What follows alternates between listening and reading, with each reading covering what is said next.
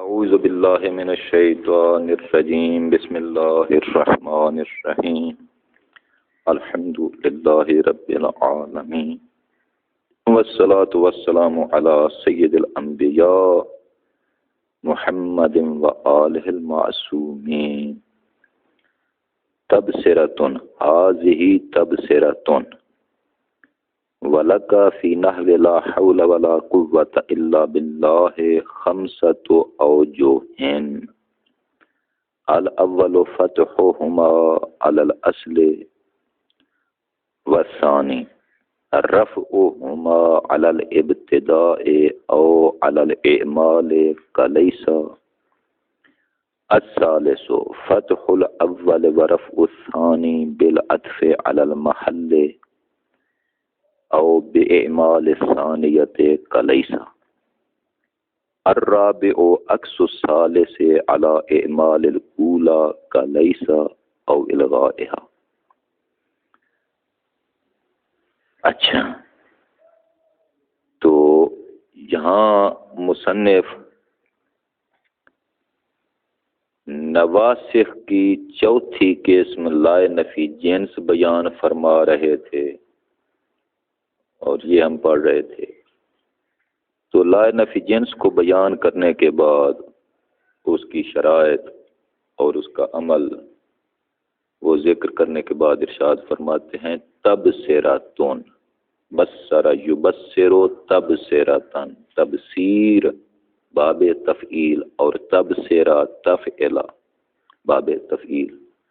اگرچہ غالب ناقص میں ہوتا ہے یہ باب، یہ وزن تفعیل ناقص میں زیادہ چلتا ہے، لیکن غیر ناقص میں بھی استعمال ہوتا رہتا ہے، جیسا کہ تتمتن تتممتن تمم یتمم تتمیمن و تتممتن تتمم، اس کو ادغام کیا تتمتن.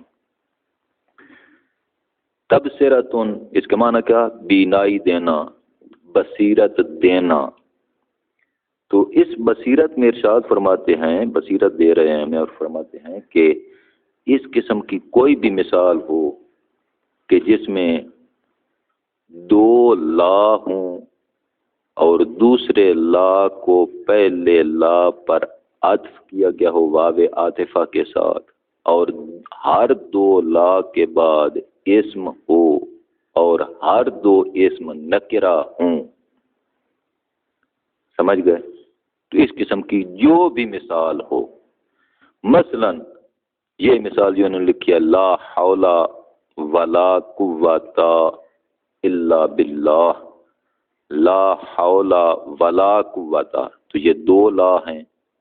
دوسرا لا واو عاطفہ کے بعد ہے، یعنی پہلے لا پر اس کا گویا کہ عطف ہے. دونوں کے بعد اسم ہے اور ظاہر ہے کہ دونوں کا اسم نکرہ ہے. لا حول حول بھی نکرہ ہے، ولا قوت قوت بھی نکرہ ہے. تو اس قسم کی جو بھی مثال ہو، اس میں 5 صورتیں متصور ہیں اعراب کے لحاظ سے. اعراب کے لحاظ سے کتنی صورتیں بنتی ہیں؟ 5 صورتیں.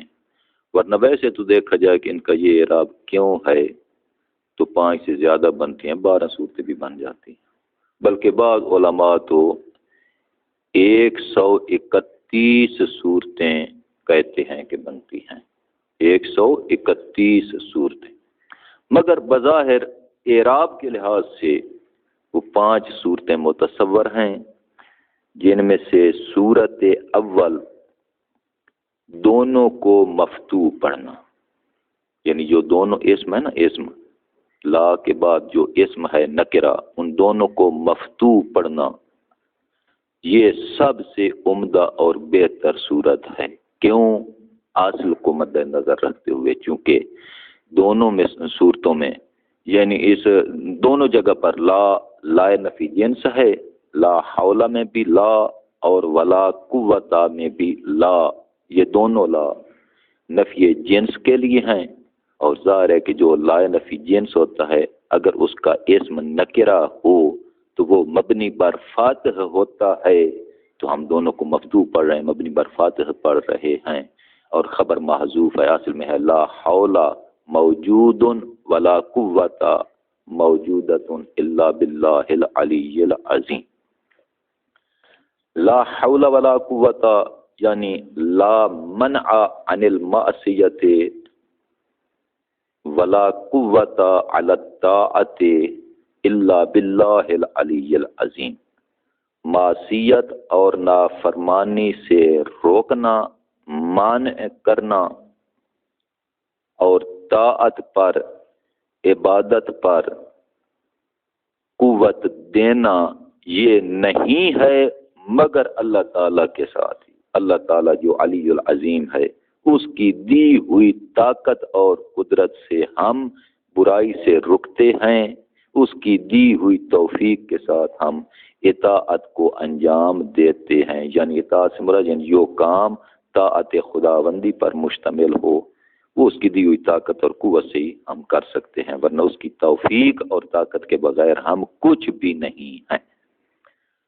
لا حول ولا قوت الا باللہ العلی العظیم۔ لا حول ولا قوت، ان دونوں اس مثال میں دونوں جگہ پر جو لا ہے یہ لا نفی جنس ہے، اور چونکہ اسم نکرہ ہے دونوں کے بعد تو اصل یہی ہے کہ لا نفی جنس کا اسم مبنی بر فاتح ہو، تو اس لیے ہم پڑھ رہے ہیں لا حول ولا قوت الا باللہ العلی العظیم۔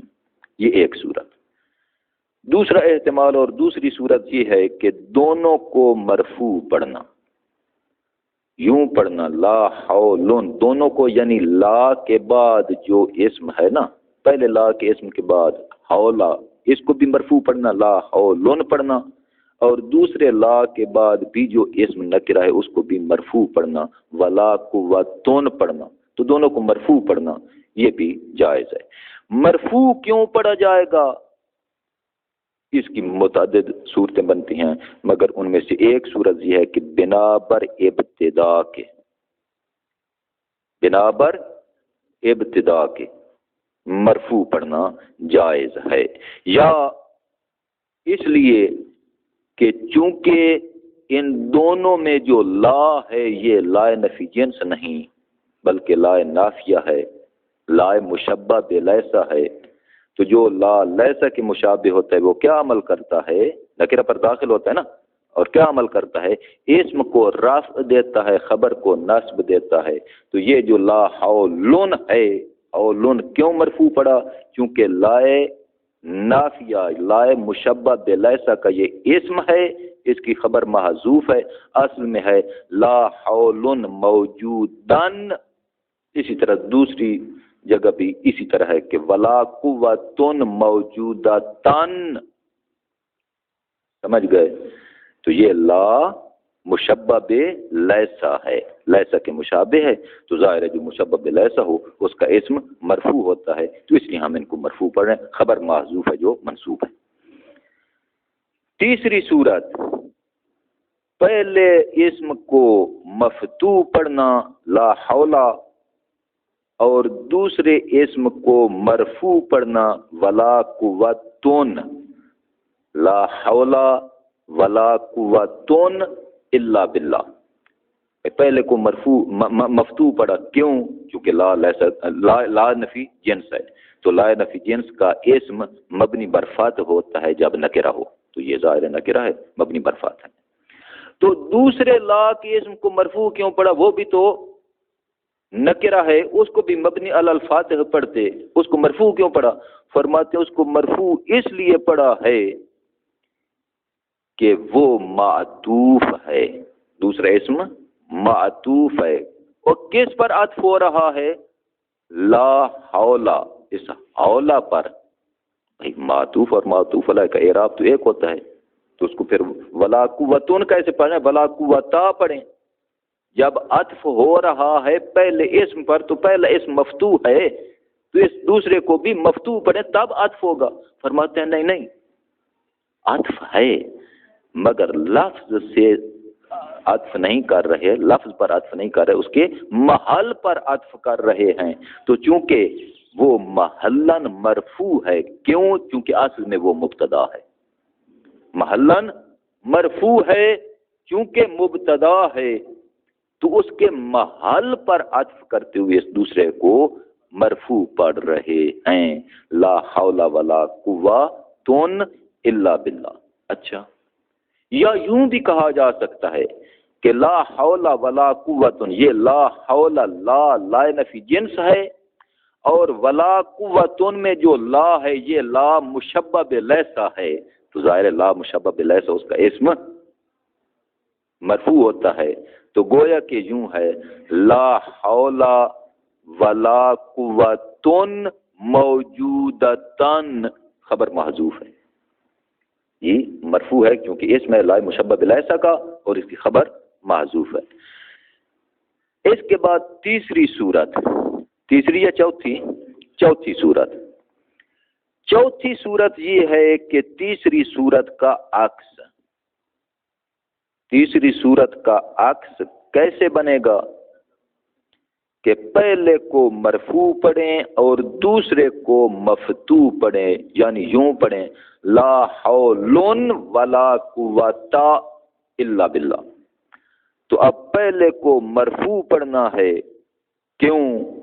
اس لیے کہ وہ لا لیسا کی مشابہ ہے، تو حولن یہ اس لا مشبہ بلیسا کا اسم ہے، خبر محذوف ہے. لا حول موجودن، وہ موجودن جو خبر ہے محذوف ہے. یا مرفوع اس لیے پڑھ رہے ہیں کہ لا ملغا ہے، اس کو عمل نہیں دیا. لا ملغا ہے، اس کو عمل نہیں دیا، تو اس لیے اس کو مرفوع پڑھ رہے ہیں. مگر دوسرے کو مفتوح پڑھ رہے ہیں. مفتوح کیوں پڑھ رہے ہیں؟ کیونکہ وہ لا نفی جنس ہے، اور لا نفی جنس کا اسم جب نکرہ ہو اور متصل ہو لا کے ساتھ تو وہ مبنی برفاتی ہی ہوتا ہے، اس بنا پر. اچھا، اور بھی احتمالات ہیں مگر میں بس کتاب کے مطابق عرض کر رہا ہوں. اس کے بعد آخری اور پانچویں صورت کہ پہلے کو مفتوح پڑھیں اور دوسرے کو منصوب پڑھیں. کیسے؟ لا حول ولا قوت الا باللہ. لا حول اس کو مفتوح کیوں پڑھ رہے ہیں؟ چونکہ لا نفی جنس ہے، اور لا نفی جنس کا اسم جب نکرہ ہو تو مبنی برفاتی ہوتا ہے. نکرہ متصلہ یعنی لا کے ساتھ متصل ہو، مبنی برفاتی ہوتا ہے، اسی لیے لا حول پڑھا. اور دوسرے کو ولا قوت الا باللہ، یہ قوتن کیوں پڑھا؟ اس پہلے پر عطف کرتے ہوئے، پہلے اسم کا معطوف بناتے ہوئے. بھئی معطوف بنانا تھا تو پھر ولا قوتا پڑھتے، قوتن کیوں پڑھا؟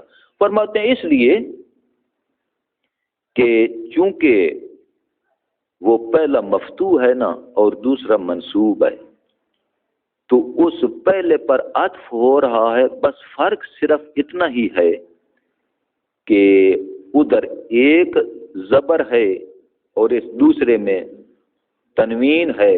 وہ پہلا بغیر تنوین کے ہے، دوسرا مع تنوین ہے. بس یہی فرق ہے، ورنہ فتح اور نصب ان دونوں میں مشابہت ہے. تو اس مشابہت کی بنا پر پہلے کو مفتوح اور دوسرے کو منصوب پڑھا. لا حول ولا قوت الا باللہ العلی العظیم. ٹھیک ہے بھائی، یہاں تک ایک دفعہ ترجمہ دیکھ لیں پھر آگے چلتے ہیں. ہذہ تبصرۃ، ہا ہنا تبصرۃ، ولک فی نحو لا حول ولا قوت الا باللہ خمسۃ اوجہ. آپ کے لیے لا حول ولا قوت الا باللہ جیسی مثال میں کوئی بھی ہو، لکا خمسۃ اوجہ، آپ کے لیے 5 صورتیں پڑھنا جائز ہیں. الاول، صورت اول، فتحہما علی الاصل، دونوں کو مفتوح پڑھیں. کیوں؟ اصل کی بنا پر. اصل کیا؟ یعنی یہاں جو لا نفی جنس ہے اس میں اصل یہی ہے کہ وہ اس کا اسم جب نکرہ متصلہ ہو تو مبنی برفات ہوتا ہے، اس لیے دونوں کو مفتوح پڑھا. الثانی، دوسری صورت، رفعہما، دونوں کو مرفوع پڑھنا جائز ہے. کیوں؟ علی الابتداء، بنا بر ابتداء کے، او علی الاعمال کا لیسا، یا لیسا والا عمل دیتے ہوئے دونوں کو مرفوع پڑھنا. لا حول ولا قوت الا باللہ. الثالث، تیسری صورت، جی تیسری واجہ ہے خمسۃ اوجہ الثالث یعنی الوجہ الثالث، یہ الثالث یہ صفت ہے موصوف محذوف کی، جس طرح کہ الاول الوجہ الاول الثانی یعنی الوجہ الثانی الوجہ الثالث الوجہ الرابع الوجہ الخامس۔ تو تیسری واجہ کیا ہے؟ فتح الاول ورفع الثانی، پہلے کو مفتوح پڑھنا دوسرے کو مرفوع پڑھنا۔ کیوں مرفوع کیوں پڑھنا؟ بالعطف علی المحل، اس دوسرے کو پہلے کے محل سے عطف کرتے ہوئے، او باعمال ثانیت کلیسا، یا اس دوسرے کو لیسا والا عمل دیتے ہوئے، دوسرے لا کو لیسا لا کو لیسا کے مشابہ قرار دیتے ہوئے کہ یہ دوسرا لا جو ہے نا، پہلا لا لا نفی جنس ہے، مگر جو دوسرا ہے یہ مشبہ بلیسا ہے۔ الرابع چوتھی صورت عکس الثالث سے تیسری صورت کا عکس، وہ کیوں؟ علی اعمال الاولی کلیسا او الغاؤها او علی الغائها، کہ پہلے کو لیسا والا عمل دیتے ہوئے یا اس کو ملغا قرار دیتے ہوئے۔ جب ملغا ہے تو عمل نہیں کرے گا، جب عمل نہیں کرے گا تو ظاہر مرفوع ہی ہوگا، اور کیا۔ الخامس پانچویں صورت فتح الاول ونصب الثانی، پہلا مفتوح اور دوسرا منصوب۔ کیوں؟ بالعطف علی لفظہ، لفظ سے عطف کرتے ہوئے، اچھا لفظ پر عطف کرتے ہوئے، لمشابہۃ الفتح النصب، کیونکہ فاتح نصب کے مشابہ ہے، فاتح اور نصب ان دونوں میں مشابہت ہے۔ تو البتہ فرق صرف اتنا ہی ہے کہ لا حول ولا قوۃ، پہلا جو ہے بغیر تنوین کے ہے، دوسرا تنوین کے ساتھ ہے۔ تو یہاں تک لائے نفی جنس کی بات بھی انہوں نے ذکر فرما دی، اور اب نواسخ کی پانچویں قسم افعال مقاربہ، نواسخ کی پانچویں قسم افعال مقاربہ ہیں۔ توجہ میری طرف ہے بھائی، نہایت اختصار سے عرض کرتا ہوں، افعال مقاربہ کتنے ہیں، ان کی تعداد کتنی ہے، افعال مقاربہ کو مقاربہ کیوں کہتے ہیں وغیرہ، یہ چند مطالب ہیں جو ذکر ہوں گے۔ بہرحال افعال مقاربہ کو مقاربہ اس لیے کہتے ہیں کہ چونکہ قرب حصول خبر برائے اسم پر دلالت کرتے ہیں، یا رجا کے لیے استعمال ہوتے ہیں یا شروع کے لیے استعمال ہوتے ہیں، تو بھائی پھر افعال مقاربہ تو نہ رہے، یہ تو افعال مقاربہ اور رجا و شروع یہ ہونا چاہیے تھا۔ فرماتے ہیں یہاں مقاربہ کو باقی دو قسموں پر غلبہ دیتے ہوئے اسباب تغلیب سب کو مقاربہ کہہ دیا، یا سمی الکل بسم الجز، کل کو جز کے نام سے پکار دیا، کہ چونکہ ایک قسم مقاربہ ہے، ایک قسم رجا ہے، ایک قسم افعال شروع ہے، تو ان کی ایک قسم تو افعال مقاربہ ہے نا، تو افعال مقاربہ ایک جز ہے، اس جز کے ساتھ کل کو پکار دیا، تو یہ بھی مجاز کی ایک قسم ہے، تو مجازاً سب کو افعال مقاربہ کہہ دیا۔ افعال مقاربہ کی تعداد کتنی ہے؟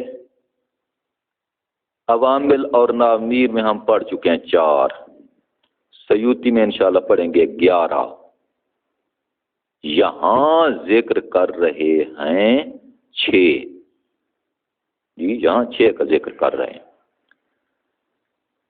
کادا کاربا اوشکا، یہ جو 3 ہیں افعال مقاربہ میں سے، کادا کاربا اور اوشکا، یہ دونوں خبر کے لیے آتے ہیں، قرب حصول خبر برائے اسم، یعنی اسم کے لیے خبر کا حصول قریب، اس قرب پر یہ دلالت کرتے ہیں۔ دونو بمعنی قرب، دنا یدنو دنوان، ایک ہوتا ہے دنا یدنی دنیان، دنی کا معنی پست گھٹیا کمینہ شخص جو ہوتا ہے اسے دنی کہا جاتا ہے، مگر دونو کا معنی اولوف، دونو کا معنی قرب، چونکہ دونوو بر وزن اولوو، تو دونوو بمعنی قرب، تو یہ قرب پر دلالت کرتے ہیں۔ افعال مقاربہ میں سے ایک عصا ہے، یہ رجا پر دلالت کرتا ہے، رجا پر، رجا نہیں کہنا، رجا۔ کیا مطلب؟ مطلب یہ کہ اسم جو ہے نا، خبر جو ہے، خبر اس کی اسم کے لیے حصول کی امید ہے۔ یہاں تک چار ہو گئے۔ اب انشاء اور تافے کا یہ دو افعال شروع ہیں، یہ شروع کے لیے یعنی اسم جو ہے وہ خبر میں شروع ہو چکا ہے، ہو گیا ہے، تو یہ افعال شروع ہیں۔ تو یہ افعال مقاربہ عمل کیا کرتے ہیں؟ افعال مقاربہ کیا عمل کرتے ہیں؟ یہ وہی عمل کرتے ہیں جو افعال ناقصہ عمل کرتے تھے۔ ماشاء اللہ، افعال مقاربہ افعال ناقصہ والا، کانا والا عمل کرتے ہیں، یعنی افعال ناقصہ والا عمل کرتے ہیں۔ مگر تھوڑا سا فرق ہے، جو افعال ناقصہ ہیں ان کی خبر مفرد بھی ہو سکتی ہے، جملہ بھی ہو سکتی ہے۔ اگر جملہ ہو تو جملہ اسمیہ بھی ہو سکتی ہے، فعلیہ بھی ہو سکتی ہے، فعلیہ ہو تو فعلیہ ماضیہ بھی ہو سکتی ہے، مضارعیہ بھی ہو سکتی ہے۔ اسی طرح ان کی خبر جملہ ظرفیہ اور جملہ شرطیہ بھی ہو سکتی ہے۔ یعنی جس طرح مبتدا کی خبر ہوتی ہے، اسی طرح افعال ناقصہ کی خبر واقع ہو سکتی ہے۔ مگر جو افعال مقاربہ ہیں ان کی خبر، پہلی بات تو یہ ہے کہ مفرد نہیں ہوتی۔ اگر کہیں مفرد نظر آئے تو وہ شاذ ہے، قلیل الاستعمال ہے۔ دوسری بات یہ ہے کہ جملہ ہوتی ہے تو جملہ بھی صرف جملہ مضارعیہ ہوتی ہے، جملہ فعلیہ ہوتی ہے، اسمیہ ظرفیہ شرطیہ نہیں ہوتی۔ فعلیہ صرف مضارعیہ ہوتی ہے، ماضیہ نہیں ہوتی۔ تو یہ اتنا ان میں فرق ہے۔ افعال ناقصہ کیا عمل کرتے ہیں؟ اسم کو رفع دینا، خبر کو نصب دینا، مگر ان کی خبر مطلق ہے، جس طرح مبتدا کی خبر ہوتی ہے افعال ناقصہ کی وہ خبر ہو سکتی ہے۔ مگر جو افعال مقاربہ ہیں ان کا بھی عمل تو وہی ہے کہ اسم کو رفع دینا، خبر کو نصب دینا، مگر ان کی خبر مفرد نہیں ہوتی۔ اگر مفرد ہو تو شاذ ہے، قلیل ہے، ہمیشہ جملہ ہوتی ہے۔ جملہ بھی نہ جملہ شرطیہ ہو سکتی ہے، نہ جملہ ظرفیہ ہو سکتی ہے، نہ جملہ اسمیہ ہو سکتی ہے، صرف فعلیہ ہوتی ہے، اور فعلیہ بھی صرف مضارعیہ ہوتی ہے، ماضیہ نہیں ہوتی۔ تو یہ ان کے مختصات میں سے ہے۔ افعال مقاربہ یہ جو 6 ذکر ہوئے ہیں، ان میں جو پہلے دو ہیں قادہ اور کارابا، ان کی خبر ان کے ساتھ بھی استعمال ہوتی ہے، بغیر ان کے بھی استعمال ہو سکتی ہے، مگر بغیر ان کے استعمال ہونا غالب ہے ان پہلے دو میں۔ قادہ اور کارابا میں ان کی خبر جو ہے وہ بغیر ان کے استعمال ہو تو یہ کثیر ہے، غالب ہے، اور قرآن مجید میں جہاں بھی قادہ استعمال ہوا ہے اس کی خبر بغیر ان کے استعمال ہوئی ہے۔ ہاں اگر ان کی مثلا وما کادو یفعلون، یکاد البرقو یختفو، یکاد البرقو یختف نہیں یختفو، یا مثلا تکادو ثنا برکہ ہی یذہب بالابصار، ان یذہب نہیں ہے، وَإِن يَكَادُ الَّذِينَ كَفَرُوا لَيُزْلِقُونَكَ بِأَبْصَارِهِمْ، وَإِن يَكَادُ الَّذِينَ يَكَادُ الَّذِينَ كَفَرُوا لَيُزْلِقُونَكَ، ان یزلقوک نہیں ہے بلکہ یزلقونک ہے۔ تو بغیر ان کے قادہ کی خبر استعمال ہوئی ہے قرآن مجید میں۔ ہاں ان کے ساتھ بھی استعمال ہو سکتی ہے مگر وہ قلیل ہے۔ مثلا قادہ زیدن ان یخرجا، جی قادہ زیدن ان یناما، قادہ زیدن ان یضربا، یہ بھی جائز ہے مگر قلیل ہے، کثیر یہ ہے کہ اس کی خبر پر آن داخل نہ ہو، جس طرح قادہ ہے اسی طرح کارابا۔ مگر جو درمیان والے دو ہیں، ایک اوشا کا اور دوسرا عصا، ان کی خبر آن کے ساتھ ہونا کثیر اور غالب ہے، بغیر آن کے ہونا قلیل اور کم ہے، غیر غالب۔ مثلا عسى ربكم ان يرحمكم، عسى ربكم ان يكفر عنكم سيئاتكم، عسى زید ان يخرج، تو خبر کا ان کے ساتھ ہونا ان دونوں میں کثیر اور غالب ہے، بغیر ان کے بھی خبر استعمال ہو سکتی ہے مگر قلیل اور غیر غالب ہے۔ اسی طرح فرماتے ہیں کہ جو آخری دو ہیں انشاء اور تافقہ جو کہ افعال شروع ہیں، ان کی خبر پر ان کا داخل ہونا ممتنع ہے، حرام ہے۔ کیوں؟ کیونکہ یہ افعال شروع ہیں، اگر ان کی خبر پر ان داخل ہو تو ان کی دلالت استقبال پر ہوتی ہے، شروع کی دلالت حال پر ہوتی ہے، تو حال و استقبال کے درمیان منافات لازم آتا ہے، اس لیے ان دو کی خبر پر ان کا داخل ہونا ممتنع ہے، ناجائز ہے۔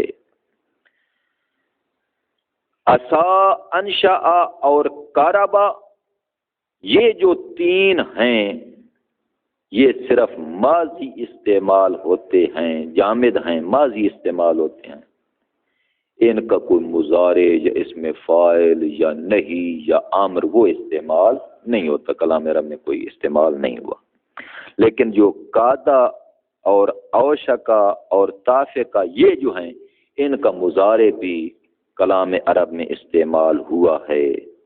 ان میں سے بعض کا اسم فاعل مثلا اوشکا، اس کا اسم فاعل موشکن وہ بھی استعمال ہوا ہے، یوشک کو مضارع استعمال، یتفق کو تافق کا مضارع، اور قادہ کا مضارع یکادو استعمال ہوا ہے، تکادو، یکادو وغیرہ۔ لیکن وہ جو تین ہیں ان کی صرف ماضی استعمال ہوئی، اور یہ جو تین ہیں ان کا مضارع بھی استعمال ہوتا رہتا ہے۔ ہاں دیکھیں نا یہاں تک ترجمہ، پھر آگے دیکھتے ہیں۔ الخامس افعال المقاربۃ وہی قادہ و کاربہ و اوشکا لدنو الخبر، یہ تینوں دنو خبر، قرب خبر کے لیے استعمال ہوتے ہیں، یعنی اسم کے لیے خبر کا حصول قریب ہے۔ وعسى لرجائه، اور عسى رجا کے لیے استعمال ہوتا ہے، یہاں رجا مصدر ہے جو مضاف ہے اپنے مفعول کی طرف، یہاں فاعل کی طرف مضاف نہیں ہے، لرجائه ضمیر مفعول ہے، اس کا مفعول کی طرف مضاف ہے، متکلم اس کا فاعل ہے۔ عسى لرجائه، یہ رجاء خبر کے لیے استعمال ہوتے ہیں۔ کیا مطلب؟ مطلب یہ ہے کہ اسم کے لیے خبر کے حصول کی امید ہے۔ وَأَنْشَأَ وَتَافِقَ لِلشُّرُوعِ فِيهِ، یہ شروع کے لیے استعمال ہوتے ہیں، یعنی ان کا اسم جو ہے وہ خبر میں شروع ہو گیا ہے۔ وَتَعْمَلُ عَمَلَ کانا، یہ افعال مقاربہ وہی عمل کرتے ہیں جو کانا عمل کرتا تھا، یہ تعمل عمل کانا، یہ کانا والا عمل کرتے ہیں۔ وَأَخْبَارُهَا، فرق یہ ہے کہ اخبارها جمل مبدوۃ بمضارع، کہ یہ جو افعال مقاربہ ان کی اخبار ہمیشہ جملہ ہوتی ہے، یہاں سے فرق ہے، چونکہ افعال ناقصہ کی خبر ضروری نہیں کہ جملہ ہو، مفرد بھی ہو سکتی ہے، اور ان کی خبر مفرد نہیں ہوتی، اگر کہیں مفرد استعمال ہوئی ہے تو وہ قلیل ہے، شاذ ہے، ان کی خبر ہمیشہ جملہ ہوتی ہے، اور جملہ بھی مطلق نہیں، وہ بھی مشروط ہے، مبدوۃ بمضارع، ان کی خبر ایسا جملہ ہوگی جس جملہ کی ابتدا فعل مضارع کے ساتھ ہو، کیونکہ باقی وہ تفصیل پہلے عرض کر چکا ہوں، بس آگے سنیں۔ وَيَغْلِبُ فِي الْأَوَّلَيْنِ، اور جو پہلے دو ہیں قادہ اور کاربا، ان دو میں غالب یہ ہے کہ تجردہ عن تجردہ، یعنی ان کی خبر کا خالی ہونا، کس سے خالی ہونا؟ عن حرف ان سے، ان ناصبہ سے، ان مصدریہ سے خالی ہونا غالب ہے۔ تو اس کا مطلب یہ ہے کہ ان ناصبہ کے ساتھ بھی خبر آ سکتی ہے مگر وہ کم ہے، قلیل ہے۔ غالب ہے ان کے بغیر، و مثلا وما کادو یفعلون، این یفعلون نہیں ہے، یفعلون ہے۔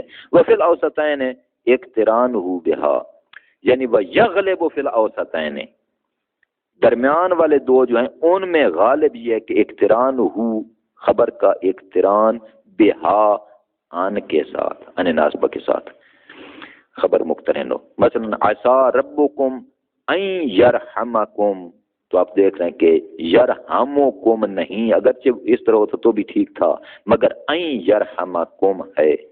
تو عسى قرآن مجید میں جہاں جہاں استعمال ہوا اس کی خبر پر ان داخل ہے، تو یہ کثیر ہے، غالب ہے۔ وَهِيَ فِي الْأَخِيرَتَيْنِ مُمْتَنِعَةٌ، ہے یا آن کا داخل ہونا فی الاخیرتین، اخیرتین میں یعنی انشاء اور تافع کا، ان دو میں یعنی ان دو کی خبر میں، فی الاخیرتین یعنی فی خبر الاخیرتین، آخری دو کی خبر میں، آن اس کا داخل ہونا ممتنعۃ، ممتنع، وَهِيَ مُمْتَنِعَةٌ، اور وہ ممتنع ہے۔ کون ممتنع ہے؟ وہ، اس مراد کون ہے؟ ان ہے، یا کا مرجع کون ہے؟ ان ناسبہ ممتنع ہے فی الاخیرتین یعنی فی خبر الاخیرتین، آخری دو کی خبر میں ان کا داخل ہونا ممتنع ہے۔ مثلا تافع کا زید یکتب، وعسى وانشأ وقارب، یہ جو تین ہیں ملازمۃ للمضی، یہ مضی کے لیے ملازم ہے، یعنی ماضی کے ملازم ہے۔ کیا مطلب؟ یعنی یہ ہمیشہ ان کے صرف ماضی ہی استعمال ہوتا ہے۔ اسا، اسات، اسو، اسینا، اسیتا، حل اسیتم ان تولیتم، ماضی استعمال ہوتا ہے، اس کا کوئی مضارع استعمال نہیں۔ اسی طرح انشاء، قادہ، ان کا بھی صرف ماضی استعمال، ملازمۃ للمضی یعنی ان کا صرف ماضی ہی استعمال ہوا ہے، مضارع یا اس میں فاعل، امر، نئی، اسم مفعول وغیرہ وہ استعمال نہیں ہوا کلام عرب میں۔ لیکن وجاء یکاد و یوشک و یتفق، ہاں یتفق، تافع کا یتفق، تو ان تین کا مضارع استعمال ہوا ہے۔ وآخر دعوانا ان الحمد للہ رب العالمین۔ اعوذ باللہ من الشیطان الرجیم، بسم اللہ الرحمن الرحیم۔